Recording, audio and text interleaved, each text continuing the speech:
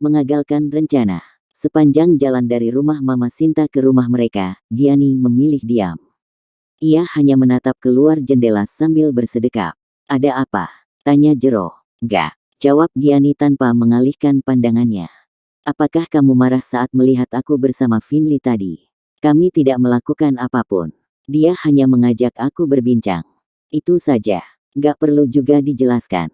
Selama kakak gak tidur sama Kak Finley, aku baik-baik saja. Jero hanya diam. Dua memilih serius mengendarai mobil. Ponsel Gianni berbunyi. Ia langsung tersenyum melihat siapa yang menelepon. Halo Kak Beryl. Jero menoleh dengan tatapan kurang suka. Iya Kak, aku sudah 2 hari ada di Jakarta. Apa kangen? Kakak ini. Besok kita ketemu di restoran ya. Oke, bye. Beryl ya? Tanya Jero dengan suara yang agak ketus. Iya, Kak, katanya kangen. Memangnya kangen pada istri orang boleh? Bolehlah. Kakak juga dulu sering kangen-kangenan dengan istri orang kan? Tapi itu, tangan Jero mencengkeram setir mobil dengan kuat. Ia selalu termakan dengan kata-katanya sendiri. Kak, aku kan pernah bilang padamu, selama jadi istrimu maka aku adalah wanita yang paling setia. Aku akan melirik pria lain kalau kita sudah resmi bercerai. Kata-kata Gianni membuat Jero sedikit merasa senang. Ia memang telah memberikan kesempatan pada Beryl untuk menggoda Gianni, namun ia yakin kalau Gianni tak akan pernah mengkhianatinya selama mereka ada dalam ikatan pernikahan ini. Sesampai di rumah, Gianni langsung menuju ke kamarnya. Ia mandi dan setelah itu mengganti pakaiannya dengan gaun tidur. Saat ia membuka pintu kamar mandi, ia terkejut melihat Jero sudah ada di kamarnya. Pria bule itu juga sudah mandi dan mengenakan celana pendek dan singlet warna putih. Ia sedang berdiri di depan TV sambil menyetel salah satu siaran TV yang khusus menayangkan berbagai film. Kak, ngapain di sini? Mau mengajak kamu menonton film komedi dari Korea. Kita nonton bareng ya.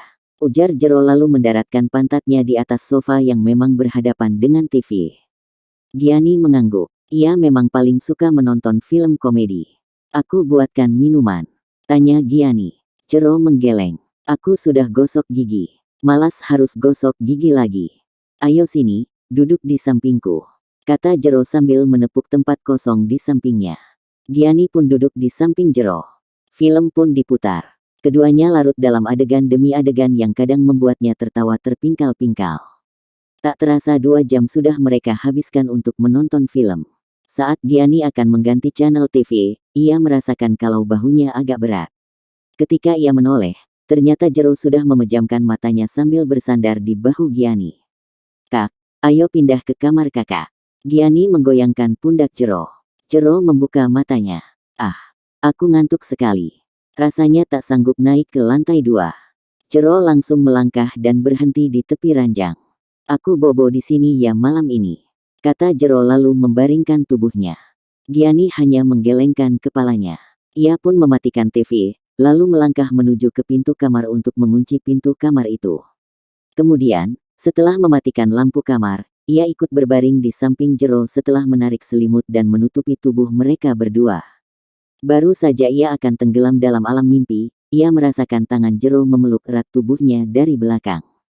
Kak, Gianni berusaha melepaskan tangan Jero namun pria itu justru semakin mengeratkan pelukannya. Aku merasa dingin.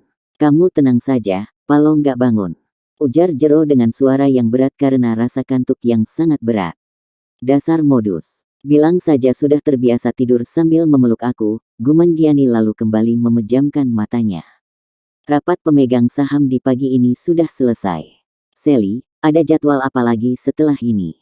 Tanya Jero sambil berjalan menuju ke ruangannya. Jam 2 siang ada pembahasan laporan dengan manajemen hotel. Tuan Frankie tak bisa hadir karena istrinya sudah melahirkan pagi ini. Oke. Jero segera masuk ke ruangannya dan duduk di depan meja kebesarannya sambil memeriksa beberapa pekerjaan yang harus diselesaikannya. Tiba-tiba Jero ingat dengan Beryl dan Gianni yang akan bertemu hari ini. Hati Jero jadi tak tenang. Ia berpikir keras bagaimana caranya harus membatalkan pertemuan mereka. Ia tahu kalau sekarang Beryl masih ada di apartemennya karena tadi sebelum rapat selesai, Beryl menelepon Jero untuk menanyakan tentang keran air yang bocor di apartemennya. Apartemen Jero memang sedang dipakai oleh Beryl sekarang. Tiba-tiba Jero menemukan ide. Ia segera meraih ponselnya dan menelepon Giani. Halo, Kak. Sapa Giani dari seberang. Ada di mana? Sedang di restoran. Aku ingin makan siang bersamamu. Ada sesuatu yang akan kubicarakan. Lewat telepon saja kan bisa. Lagi pula ini masih jam 10:30. Aku belum lapar, Kak. Tapi aku sudah lapar. Aku akan pesan makanan untuk kita berdua. Jangan sampai nggak datang ya. Aku ada di kantor utama. Kata Jero lalu memutuskan sambungan telepon. Ia langsung tersenyum. Kemudian ia menekan tombol dan tak lama kemudian Sally masuk ke ruangannya. Ada apa, Pak? Tolong pesankan makan siang untuk aku dan istriku dengan menu lengkap di restoran langgananku. Makanannya harus ada sebelum pukul 12 siang. Baik, Pak. Sally kembali meninggalkan ruangan Jero dan memesan makanan seperti yang diperintahkan bosnya. Giani tiba di lobi kantor Jero. Seorang resepsionis menyapanya. Selamat siang, Nona. Mau bertemu dengan siapa? Tuan Geronimo Dawson. Maaf, apakah sudah buat janji? Belum. Tapi saya diminta untuk datang ke sini. Maaf. Nama Nona siapa ya? Giani. Resepsionis itu langsung menelepon sekretaris Sally. Ketika telepon ditutup, ia langsung gugup sambil menatap Giani. Maaf, Nyonya saya tidak tahu kalau Anda adalah istri Tuan Jero. Gadis resepsionis itu mengatupkan kedua tangannya di depan dadanya. Tidak apa-apa. Di mana ruangannya? Ada di lantai paling atas. Oke, terima kasih. Giani melangkah menuju ke lift. Kantor Jero memang tak sebesar milik Papa Denny. Namun ini adalah usaha Jero sendiri. Jero memang seorang pekerja keras. Saat pintu lift terbuka, Giani berada di lantai 5. Seorang perempuan cantik dan Giani kenal sebagai sekretaris Jero. Sally segera berdiri dan menyambutnya. Selamat datang, Nyonya. Tuan sudah menunggu di dalam. Mari. Sally melangkah mendahului Giani dan segera membuka pintu namun ia tak ikut masuk. Saat Giani masuk, ia segera menutup pintunya. Kak, ada apa? Tanya Giani sambil mendekati Jero yang masih duduk di depan mejanya. Jero tersenyum dan langsung berdiri dan mendekati Giani. Tiba-tiba saja Palo jadi aneh. Jero langsung melingkarkan tangannya di pinggang Giani. Saat Giani akan menjauh, secepat mungkin Palo menarik pinggangnya sehingga tubuh Giani menempel sempurna di tubuh Jero tanpa ada jarak. Giani dapat merasakan sesuatu yang keras di bawah sana. Kak, ini di kantor. Suara Giani dibuat sepelan mungkin. Ia tak mau kalau Sally mendengarnya. Ruangan ini kedap suara, sayang. Tangan Jero langsung membuka kancing ke meja Giani. Kak, nanti malam saja di rumah. Giani mulai gelisah. Tubuhnya sudah mulai bergetar merasakan belayan tangan Jero yang sudah berhasil menyusup masuk ke dalam kemejanya. Palo nggak tahan lagi. Dia nanti sakit. Ayolah, jangan menolak. Setelah ini aku ada rapat penting. Memangnya kamu tega buat Palo on terus? Kata Jero sambil mulai mencium leher Giani.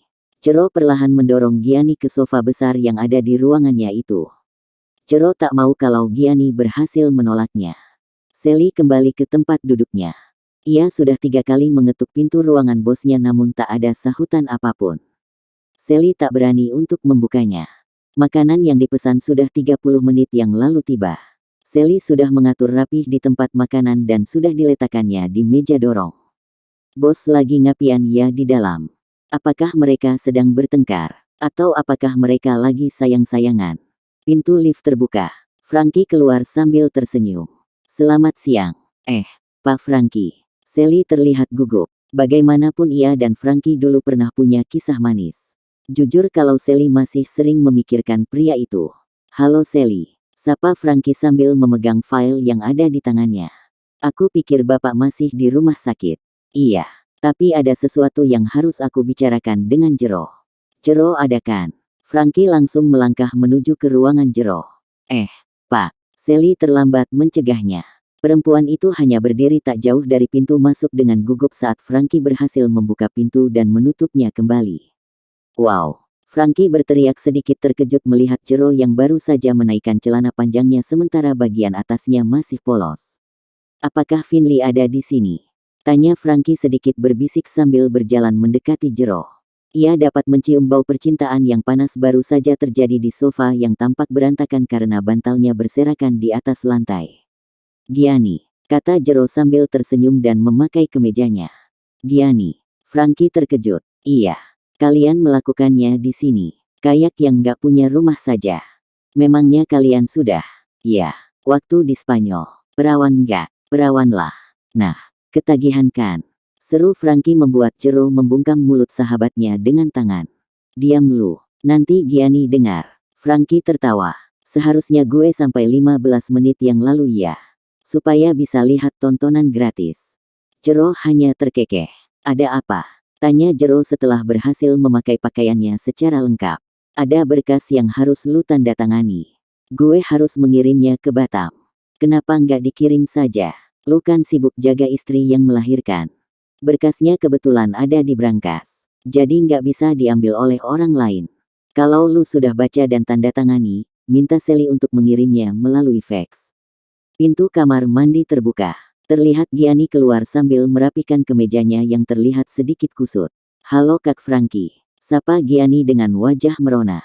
Ia tak dapat membayangkan jika Franky tahu yang sebenarnya baru saja terjadi di ruangan ini. Aku tinggalkan kalian berdua ya. Selamat bersenang-senang. Semoga Jero Junior cepat datang. Ujar Franky lalu meletakkan dokumen yang dipegangnya di atas meja sebelum keluar dari ruangan Jero. Sally langsung mengetuk pintu setelah Franky pergi. Setelah mendapat izin masuk, ia segera mendorong meja yang berisi makan siang yang sudah agak dingin. Selamat menikmati, Tuan, Nyonya. Kata Sally sebelum keluar. Gianni yang sedang duduk di atas sofa terlihat kesal. Ada apa? Tanya Jero sambil mendekat. Rokku sobek di bagian belahannya. Kakak sih nggak sabaran tadi saat membukanya. Buka roknya. Terus aku pakai apa? Buka saja dulu. Sally nggak akan masuk ke sini kalau aku tak memerintahkannya. Gianni membuka roknya lalu menyerahkannya pada Jero. Jero segera keluar sambil membawa rok itu. Sally, tolong belikan rok yang ukurannya seperti ini. Kau datang kembali 2 jam kemudian. Rapat di hotel ditunda jam 3 sore.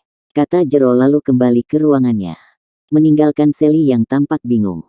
Ngapain bos sama istrinya sampai roknya robek begini? Jero masuk kembali ke ruangannya. Ayo kita makan. Ajak Jero. Kak, rokku dikemanakan? Sekretarisku membeli rok yang baru sambil membawa rok yang robek itu sebagai ukuran. Lama nggak? 30 menit doang. Baguslah. Soalnya jam 1 aku ada janjian dengan Kak Beryl. Ya sudah, makan dulu. Kata Jero sambil menyerahkan piring dan sendok pada Gianni. Dalam hati cowok bule itu bersorak. Biar jamuran lu menunggu di sana, Beryl. Gue akan tahan Gianni di sini.